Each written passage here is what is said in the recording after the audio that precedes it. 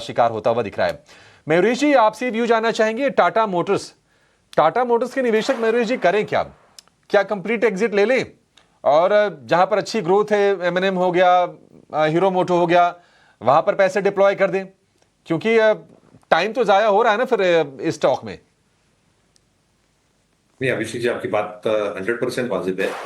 कहीं ना कहीं I think with this perspective, I think जो ऑटो यूनिवर्स है स्पेसिफिकली ओईएम्स में, टू व्हीलर्स में we remain extremely constructive Hero MotoCorp के ऊपर। इन फोर व्हीलर्स हमारे जो डोमेस्टिक पोर्टफोलियोज हैं वहाँ पे Hyundai India is something that we continue holding. Global portfolios में Maruti is something that we continue holding. और इसलिए हमें लगता है जो पूरा कॉन्स्ट्रक्ट है in terms of tariff impositions, आज जो आई थिंक कमेंट्री आई है मैनेजमेंट की from an FY26 perspective as well, जहाँ पे एबिट मार्जिन्स घटाए गए हैं, जो फ्री कैश फ्लोज हैं वो शायद घटाए गए हैं। साइबर अटैक की जो बातें हुई थी, I think that is largely behind अस।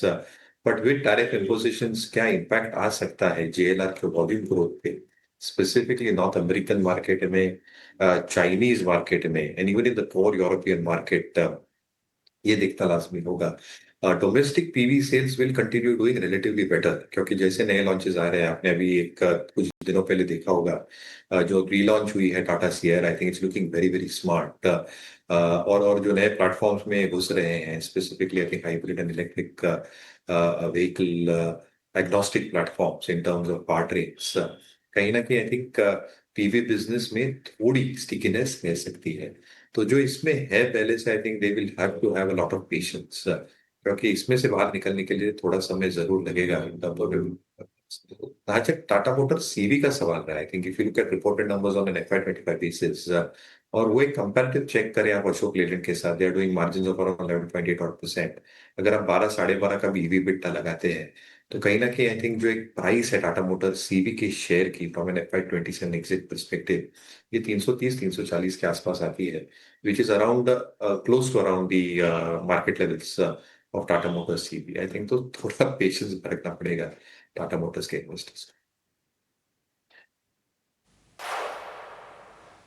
ठीक है, पेशेंस कितना रखना पड़ेगा, बड़ा सवाल तो मयूरी जी ये हो गया है, क्योंकि पेशेंस बहुत टेस्ट कर लिया टाटा मोटर ने। मतलब ये प्री डिमर्जर जो प्राइस थी, हमने देखा कि शेयर ही गिरते गिरते 548 रुपये तक आ गया था, फिर वहाँ से चला 700 रुपये के ऊपर गया, और जो 1150 1200 वाले जो निवेशक थे वो तो इंतजार ही करते रह गए कि हमारे भाव कब आएंगे, देखते हैं कि कब होता है।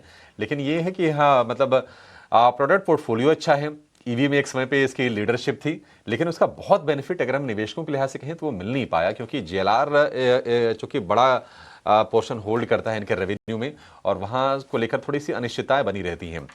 एक और कंपनी आपसे समझना चाहेंगे रत्नेश जी, रिलायंस में अगर आप पिछले 4 दिन की क्लोजिंग देखेंगे तो मतलब इतनी बड़ी कंपनी, और 1 रुपए इधर उधर वो क्लोजिंग हो रही है, 1518 रुपए, 1519 रुपए। रिलायंस आपको लगता है कि कंसोलिडेशन का ब्रेकआउट देने के लिए तैयार है? क्योंकि अच्छी चीज ये है कि मतलब कोई इसमें हमने पेन नहीं देखा हाल फिलहाल, कि रिलायंस में क्या करना चाहिए। नहीं, बिल्कुल नीचे के लेवल से काफी अच्छी इसमें तेजी ऑलरेडी हम देख चुके हैं अपने की एवरेज के यहाँ पे। इसने काफी अच्छा कंसोलिडेशन करा है 1400 रुपए के आसपास, उसके बाद में एक अच्छी तेजी हुई है। मुझे ऐसा लगता है कि सप्लाई यहाँ पे 1540-50 रुपए के आसपास में स्टैंड से थोड़ा सा कंसोलिडेशन कर रहा है, पर जो फॉर्मेशन बन रहा है वो काफी एक अच्छा है। तो मुझे ऐसा लगता है यहाँ पे इसमें ब्रेकआउट हो जाएगा, पर थोड़ा सा वेट करना पड़ेगा। 1540-50 के बाद में एक नया फ्रेश ब्रेकआउट हमको देखने को मिला है, जो उसको फिर इसके लाइफ टाइम हाई के आसपास में ले जाएगा। तो फॉर्मेशन अच्छा है, जिसने ले रखा हो बिल्कुल उनको होल्ड करना चाहिए। 1480 रुपए के स्टॉप लॉस से अपनी पोजीशन को बिल्कुल होल्ड करना चाहिए। रिलायंस के अपनी अगर आपके पास एग्जिस्टिंग पोजीशंस हैं तो उसको होल्ड करना चाहिए।